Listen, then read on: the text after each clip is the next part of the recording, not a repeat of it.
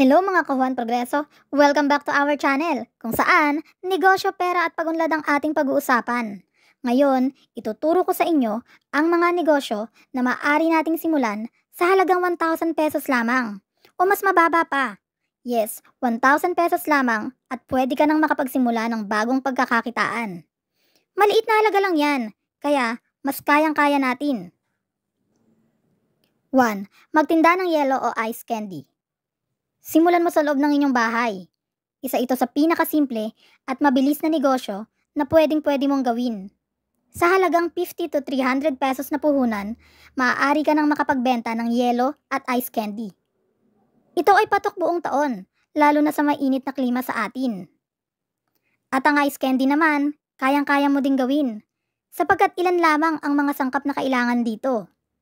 Maglagay ka lamang ng for sale sign sa inyong gate or bakuran, para syempre, alam naman nila na ikaw ay nagbebenta.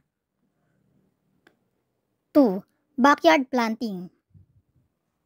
Kung ikaw ay may bakanting lote sa inyong tirahan, maaari kang magtanim ng mga gulay upang maibenta ang mga ito ng fresh sa market o palengke. Pwede din naman sa mga kapitbahay mo. Maliit lamang ang puhunan para sa mga seeds ng mga gulay, tulad ng okra, eggplant, sitaw, kamote, at iba pa. Minsan pa nga, nakikita lang sa paligid ang mga gulay tulad ng kamote. Kailangan mo lamang itong paramihin at itanim. 3. Buy and sell or online selling.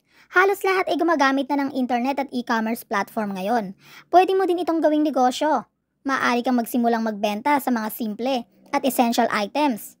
Sa maliit lamang na puhunan, halimbawa, mga soaps or sabon, accessories, stickers, stationeries, gamit sa bahay, utensils, curtains, at napakadami pang iba na maaari mong maibenta online.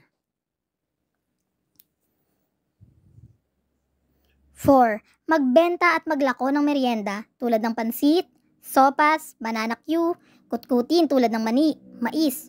Malaki din ang kita sa ganitong negosyo at maliit lamang ang puhunan. Isa pa, hindi mo naman ito kailangang gawin ng buong araw, lalo na kung maaga maubos ang iyong mga paninda. 5. Loading business. Maaari ka din magsimula ng loading business mo. Sa halagang 500 makakaumpisa ka na. Pwede mo itong simulan gamit ang GCash, Paymaya, at iba pa. Patok ito mga kawan, dahil hindi naman nawawalan ng mga nais magpa-load, para pang text at syempre, pang internet na din. 6. Mag-alok ng mga baked goods o lutong pagkain sa mga katrabaho. Ikaw ba ay mahilig magluto ng merienda, mag-bake, gumawa ng cookies, or any homemade goods? Pwede mo itong ibenta sa iyong mga kaopisina at katrabaho. Additional income din ito. 7. Handicraft products. Kung ikaw naman ay may talent sa handicraft tulad ng paggawa ng mga crochet products or ganchilyo, ceramics, weaving o paghabi ng mga tela at iba pang produkto na kayang gawin ng kamay, ang iyong talent ay pwede ring pagkakitaan.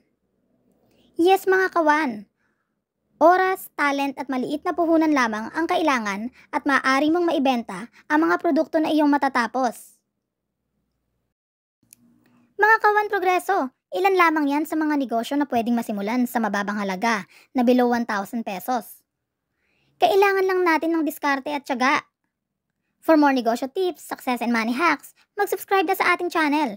At kung may topic kayo na nais i-feature sa mga susunod na videos, ilagay lamang ninyo sa ating comment section. Halina at sabay-sabay tayong umunlad. Thanks for watching!